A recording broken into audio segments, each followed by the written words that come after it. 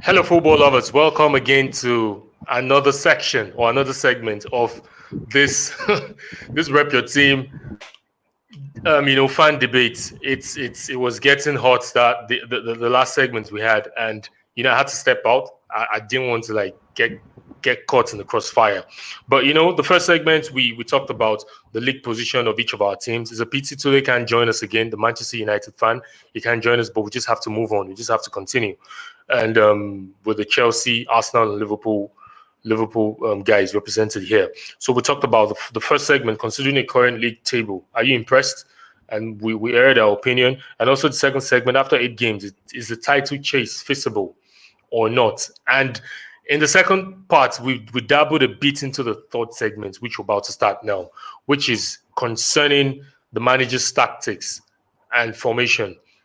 Do you want him to keep it or change it? Chelsea, Lampard, his formation, do you want him to change it, to keep it? Arteta, Jurgen Klopp. So I think I'll just step back, allow Chimamaka to take it from here.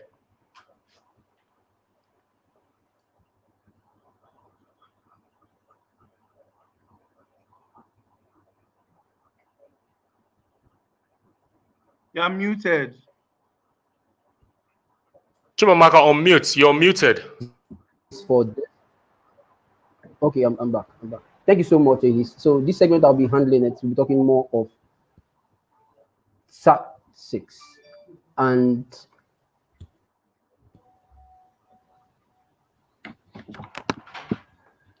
tactics make the room dark. Yes, the tactics conversation is too hot and spicy. This is what happens, man, when the tactics is too hot. Chimamaka, are you still there? You can continue even without your video enabled. Okay, let's just when he joins us, let's just continue. So tactics and formation. Me, I'm of the opinion tactics win games, style win games. We see what Arsenal have been able to do in few games. We saw how their tactics has gone wrong, and also Liverpool, Diego Jota. It's surprising. Jurgen Klopp starting 4 attacking players in his last game. He started Mane, Salah, Firmino, and Diego Jota. He wanted to go for it all. And Chelsea, Lampard seems to be cruising. Ziyech, bringing in Ziyech into the game. Pulisic has not even started a few games. We can see Mason Mount. We can see Abraham playing. We can see Oliver Giroud also coming in to get a few minutes, making all the players happy. So in the round robin, where are we supposed to start from? I think we had an agreement before we started live. We're supposed to start with Arsenal. So Arsenal, Okwe, tell us, Arteta's tactics and formation. Should he keep it or change it? Okay, so sorry, just before we get into that, we wanted to do like a reaction to what Harbey said at the end of the last segment. So basically, Harbey was talking about the setup of Liverpool squad for this forthcoming game against Leicester City.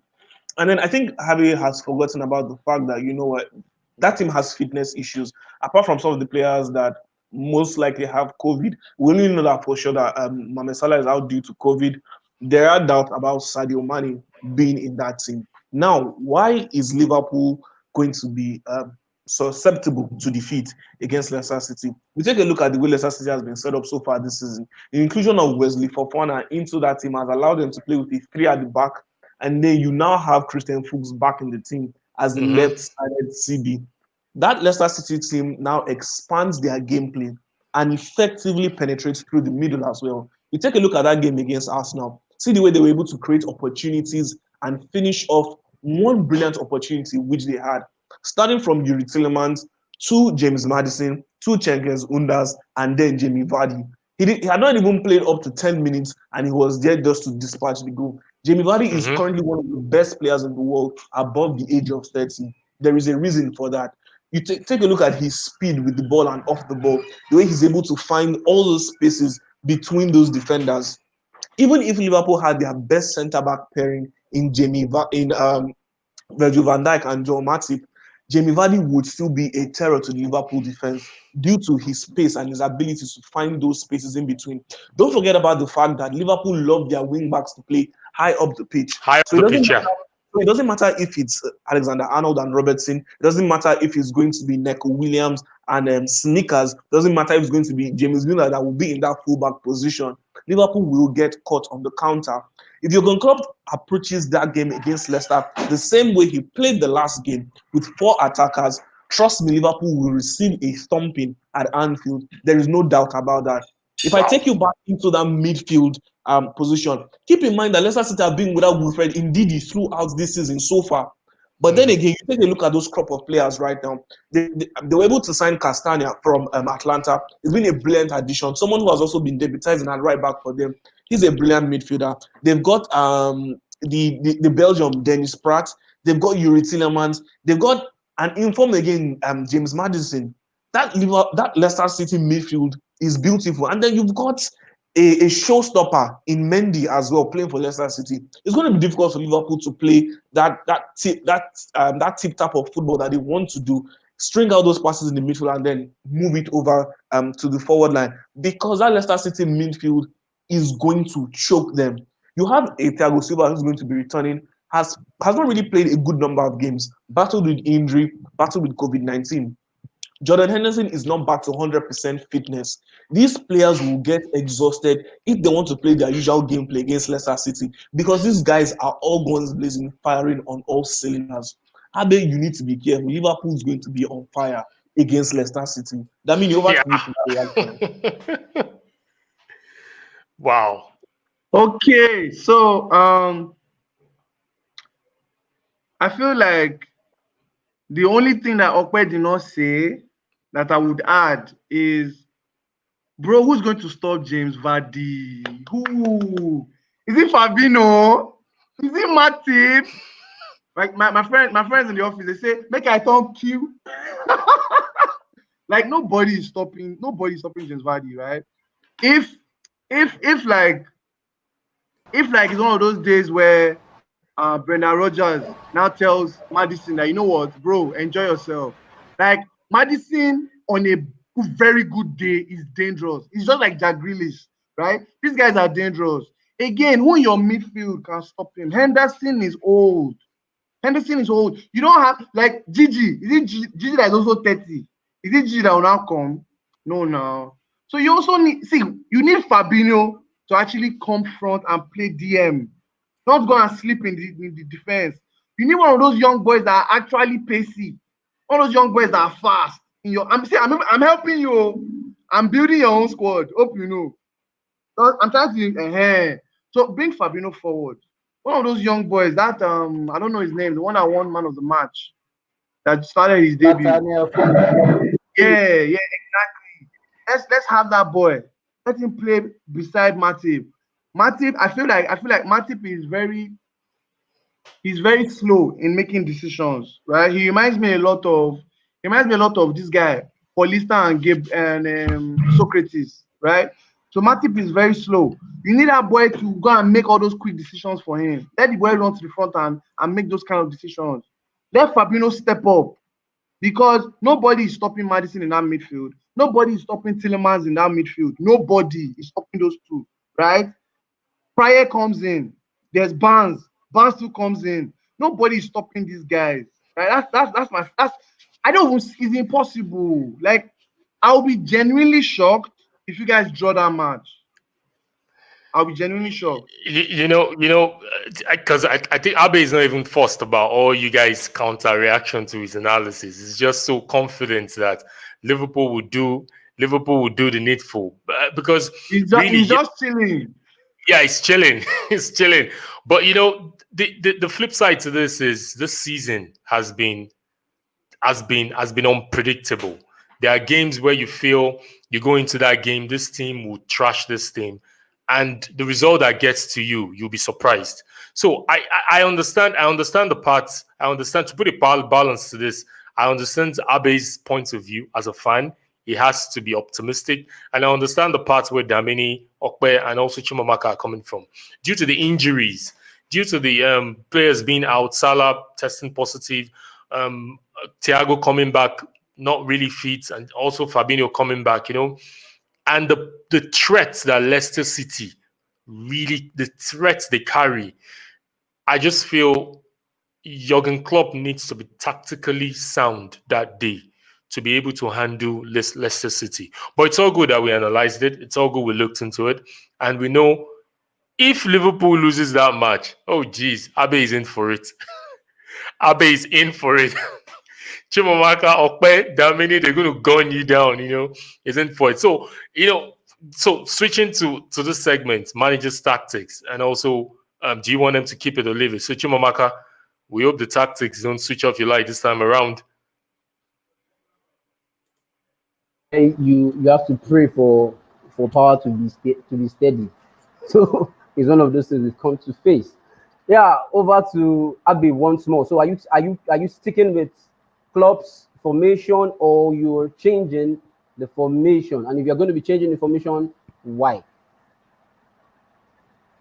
Abe, that's you. Thank you. I've heard everybody's reaction, and I'm not even shocked, but I was wondering why is everybody so much panicked about Liverpool losing? We can't lose, because the whole thing comes down to Anfield. And people used to think that Liverpool is just there. Liverpool is just hype. It's not hype. We are here. We are a champion. We are not just the EPL champion. We are world champion. We also won the Champions League 2 seasons back. So it's not we are. Tell them, man. It's not like we are faking all this. It's not fake. It's original. It's real. It's not. I'm telling you that Leicester. But okay, let me now give you people facts. Facts is that for the first past EPL game, Leicester have only managed the draw against us. But 3 of it is 2-1 in favor of Liverpool, and 1 of it is 4-0 demolition of Leicester City. Leicester have only drawn 1-1 with us out of those last 5 games with us. And I'm telling you that we have 3 games unbeaten at Anfield, and you expect a Leicester, whether they are on form or they are off form, to just come to Liverpool to Anfield and just break the unbeaten just like that. So in your own perspective, let's go to the tactics. Guys, let's move to tactics. Let's go to the changes. Exactly. Yeah. Now let's go to the tactics. Are you sticking or are you letting it go? Yeah, I'm sticking to the formation, the 4-3-3 formation we are using, and I'm very sure we are very, very good to finish Leicester that day. Let me even tell you, if you look at the way Liverpool run, Liverpool, the game we lost against Aston Villa this season, we lost that game with a very huge margin, and that was because of our eye-line football we do play. In that very game, the eye-line was so bad that all our defenders were almost at half of the field. So Aston Villa with Watkins, they could easily just run in through our defense and just get us. And if you look at after that game, we actually cautioned the island, and we don't usually go too much. In the past 4 seasons, I'm sorry to cut you. In the past 4 seasons, that's all Liverpool has been playing. So why did he? Yeah, Liverpool playing that, but it has not been. That's all they've been playing. That's all they've been playing. Yeah, we've been playing that. No. We've been playing that's all they play. No, our tactics, our formation it is still the same highline football. It's the same highline, but against Barcelona. that Aston Villa. No, it's the same formation you used to beat Man City home and away. I'm reminding you. So that's I know what you are saying. But if you look at it, the highline against Aston Villa was way bad. Was higher than line. It was very, very, very bad. And that's why Aston Villa got us. Because we're not expecting Aston Villa to give us such a reaction. And so when they were on their good day, they could easily hammer us, and that's why we let in a whole lot of goals that day. That is just the secret of that day. But if you look at it, since after that game, Liverpool's defense don't go too much high. The high line we actually went back a little. If you look at the games against Man City, we were cautioned. We didn't go too much far up the pitch. We were actually trying to contain ourselves. True, though. I observed that against Manchester City. Knowing that our defense line is not too strong again. The midfielders are coming back to defend to actually help them. So if looking at the game against Leicester, Fabio staying at the center of defense with Martin and Henderson and Wijnaldum also covering the tracks, leaving Thiago to do the dirty work and feed Mane and Jota and Firmino. I'm telling you, Leicester are in for a good day. I'm telling you. I understand you now. Yeah. I'm sorry. I'm going to cut you here. So in essence, you will not play. No, hold on. I'm coming. I'm not saying Liverpool is joking. So in essence, what you're trying to tell us now is Liverpool will not play highline football. Yeah, well, no, we're not playing. On that day, you will see it. We're not playing highline football. No, I'm good at holding you to your words. No problem. Yeah. So Yeah. I'll leave you with that, and I'll move to the Chelsea man. Are you gonna stick with Lampard's 4-2-3-1 or his successful 4-3-3 formation, or you're gonna change the entire dynamics of the game? Damini, that's you. I feel like what has been Chelsea's go-to formation, like times memorial. I feel Conte is the only person that has actually come to tinker with our standard 4-3-3, right? It has always been that 4-3-3, always been 4-3-3, right? And you can see it's working. Now the beauty of it is that 4-3-3, you can change it. You can make. I want to break you. I'm sorry. I'm an analyst too as well. So I'm also going to be a neutral, but I'll correct some things. Conte actually was not playing the regular 4-3-3. He was playing a 3. Exactly. That's exactly what I said. So you understand? And that's exactly what I said. In the midfield. No. The 4-3-3 was before Conte. first half trashing against Arsenal, and it tweaked before Conte. The 4-3-3 was a typical. Yes. The 4-3-3 was a typical standard of Chelsea. That's exactly what I'm saying. It's Conte that came to tinker with it. He worked. No, his own worked. Now I'm asking you, what Lampard has worked with has been the 4-2-3-1, which he was dancing around all through last season. Until this season, he got a starting 4-3-3 that has decided to work after he has put things in place. That is beefing up the defense, having a solid goalkeeper, have sharper attackers, assistants. Now, you as a Chelsea fan, what will you stick with Lampard's winning 4-3-3 or his one off and on 4-2-3-1 formation, or you have something else to offer as a Chelsea fan if you're given one day to coach, to manage Chelsea Football Club as it stands? I just need your candid review. Okay, so if I was given one day to manage Chelsea, I would probably not do anything. I'll just take pictures with the players. Let's even start from there. I'm not going to do any work. I can just tell you now. But I get work to do. I get work to do. I'll stay with the 4-3-3 because again, that's what we are used to as Chelsea fans, right? I like the fact that Conte came in and changed things up. That was good, but Chelsea always loves the 4-3-3. I feel the only few times that we tinkered with it that it actually worked was Conte's season and what's it called? This guy, Di Matteo, the lineup against Bayern Munich. That was the only time we actually tinkered with our 4-3-3, our standard 4-3-3, right? The one Di Matteo did, no coach should ever do that again. It worked for him, but no coach should ever do that. Gamble, right? Like, it was a gamble. Bertrand was an attacker. It was a pure gamble. And again, it worked. I feel you're going to Allianz Arena. You're going to play against the German champions. You take a gamble. It's only normal. Now, Lampard was trying to, it's almost the same thing that is wrong with Ole at Man U right now. They are just excited. They are trying to stamp themselves in the league and try out these new formations, all this fancy football. You have players that are too good for that.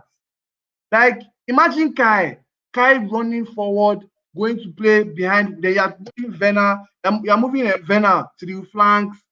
Just play them and let them cause destruction. 4-3-3, like bang, bang, bang. Let them just be going. Like let Chilwell and Ricky James. Like, I remember that time of Aspilicueta and Ashley Cole. And we had Terry and Carvalho.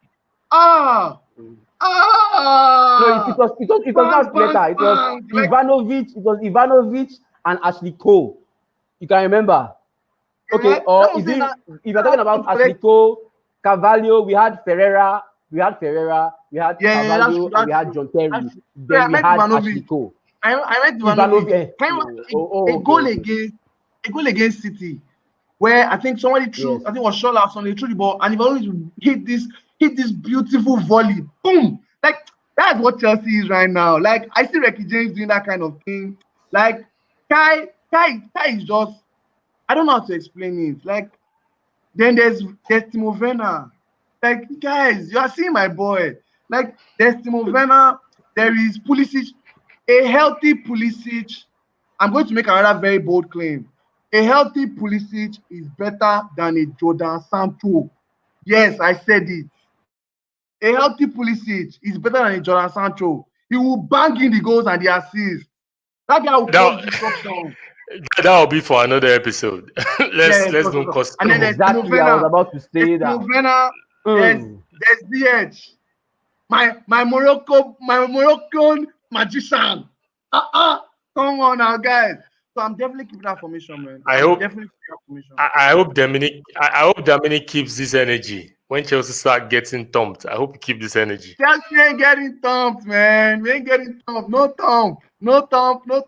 So you are in essence you are speaking with the 4-3-3 formation that works, right? Okay. Yep. Good. In fact, the energy at which you are actually showing, guys, is very intimidating.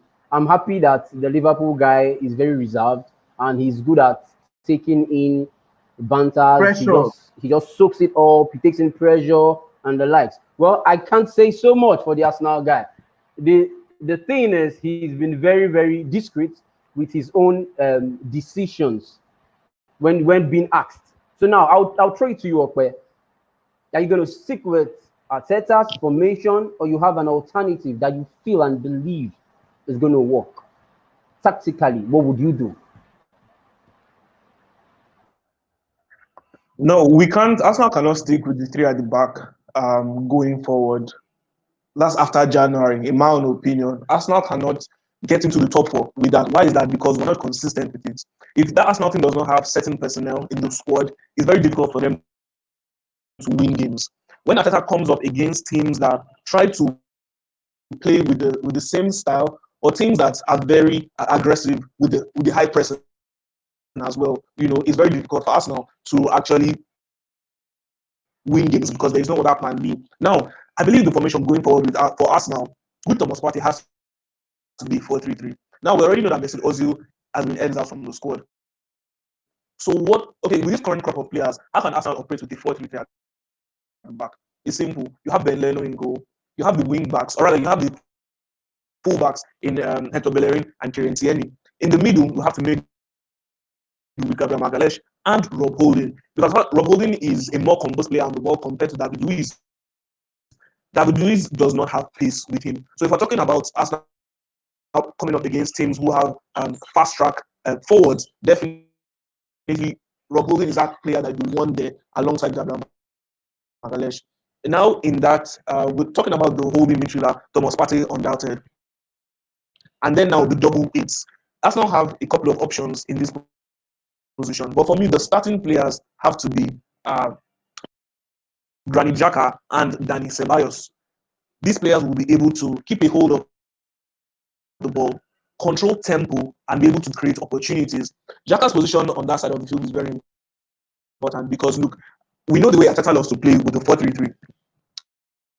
And I will tell you that Arteta was that individual that made that change to Pep Guardiola's 4-3-3, making all players on one particular side using one particular foot. Talking about having a left-footed centre back, having a left-sided midfielder, and having a left-sided forward. So definitely, Mr. Arteta would want to continue with that. So if it's not Granit Xhaka, in subsequent times you will see Bukayo Saka fill into that left-hand side of the 4-3-3, and then you have Dani Ceballos there. You've got a Joe Willock who can definitely deputize in that position, and then also for Thomas Partey, you have Mohamed Elneny who can deputize for him also. Granit Xhaka is someone who can also play deep, but then I wouldn't want to put Granit Xhaka in front of him back four due to his lack of pace, and sometimes he wants to do too much with the ball, and then going forward, Emre Aubameyang needs to play as the top striker. Now, Arsenal can only make this 4-3-3 formation work if they sign one or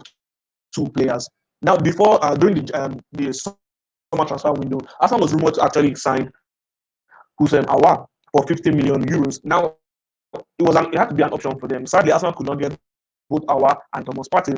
Thomas Partey was the player that was needed the most compared to the two. Now, so far so good with the 2020-21 season. Houssem Aouar has not been able to replicate those performances from last season. The Lyon chairman said, you know what, look, we're not letting Aouar go because Arsenal did not match the players' fee as far as the deadline was concerned for Lyon. Lyon gave Arsenal a deadline, and Arsenal were not able to sign Houssem Aouar. And then Lyon did say he was going to stay. However, Lyon made a statement to Aouar by signing AC Milan's Lucas Paqueta. Now, Paqueta coming into the team has played more games and has started more games than Houssem Aouar. So far, so good. Aouar has made 8 appearances and has only scored 2 goals and provided 1 assist. So he has not been able to replicate those performances. Aouar is a brilliant left-sided midfielder who can also play just behind the striker and can play as a forward. So if you have someone like Aouar coming into the team, he can provide that creativity. He can fill in a position on the left-hand side of the attack, and then you can have Pierre-Emerick Aubameyang striking through the middle, and then you have Nicolas Pepe or Willian on the right-hand side, or even Reece Nelson. However, a better option might just be in play for us now. Talking about the Hungarian midfielder Dominik Szoboszlai. Now, not too many people know who Dominik Szoboszlai is, but then he's someone who has been on the radar for Arsenal for over 2 years actually consistently. Steve Bold of Arsenal has been tracking the progress of Dominik Szoboszlai. I saw that guy against Northern Ireland. That guy is a baller, man.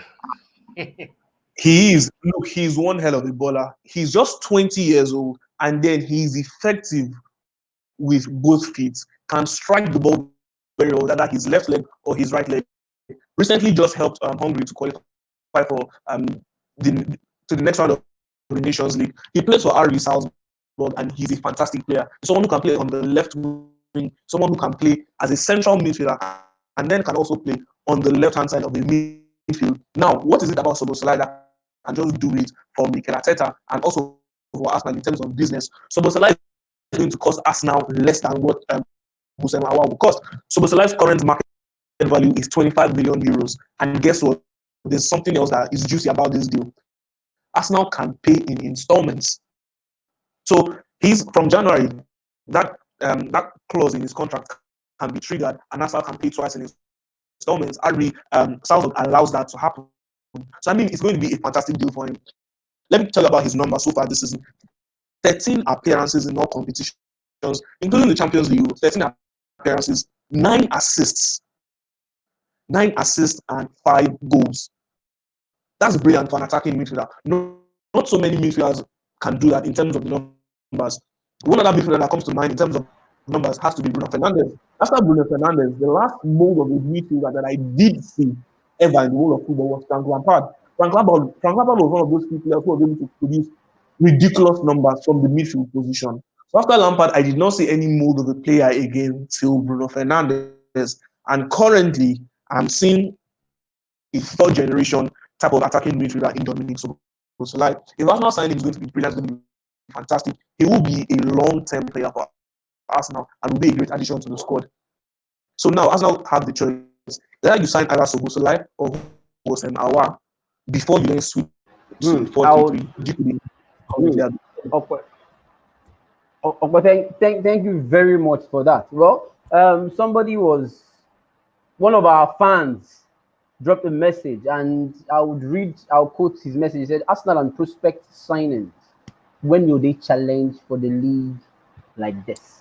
That's a very big question, and then that actually needs to be answered. I wouldn't Can I give you the opportunity to answer that now. But answer that. I don't know. You know, we have fans all over the world, and some of them are keen into this, and they're actually hearing all this tactical football. Now they want to know what is happening. When will I wouldn't call it a dream. Okay, yeah, this is on that episode. Let's call it a dream. When will you wake up from that dream? That's the truth. I won't ask you to answer that today. We are going to keep this till our next. 30 seconds. Trust me. 30 seconds. 30 seconds. Quickly. 30 seconds. Your time starts now. Your time starts now. Let me remind all of you that Mikel Arteta signed a 3-year deal. Now, before Arteta left City, from that assistant position, he was given assurance of the time frame of his deal.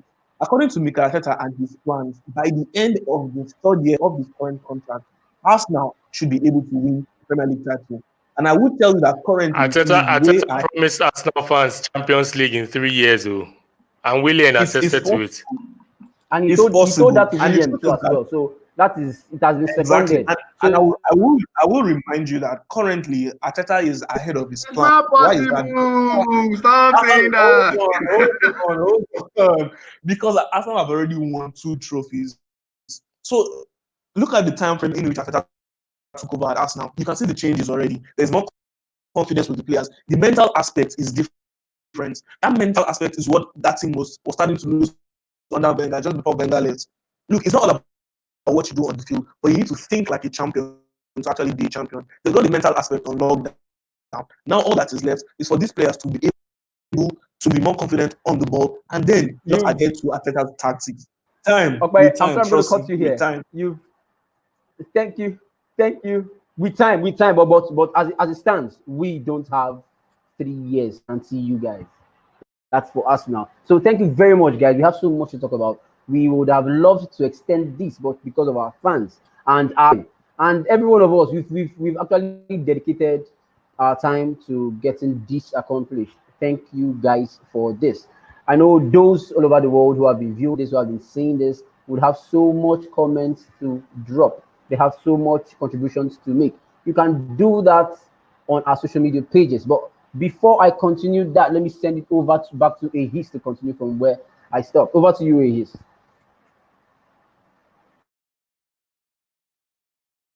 Thank you, guys. Thank you so much for being around. You know, we've not done this before. 3 segments back to back. It has been really tasking and it has really been fun. And how I wish we all can be in the same place. Very soon we'll be in the same place in the studio where we'll do this and do this properly. But in times like this, we just still have to cope with the technology that we have. You know, it's been, network coming in and out because of the type of data we have here in the part of the world. But we hope to get sponsors to take us to the next level in terms of data connectivity. But it's nice doing this with you guys. I really appreciate Damini holding it down for Chelsea, Okpe holding it down for Arsenal, Harbey, the biggest Liverpool fan in Nigeria. I've never seen a Liverpool fan as big as Harbey, biggest Liverpool fan. And thank you, Chimamaka, for co-hosting this with me. So from us here, we say ciao.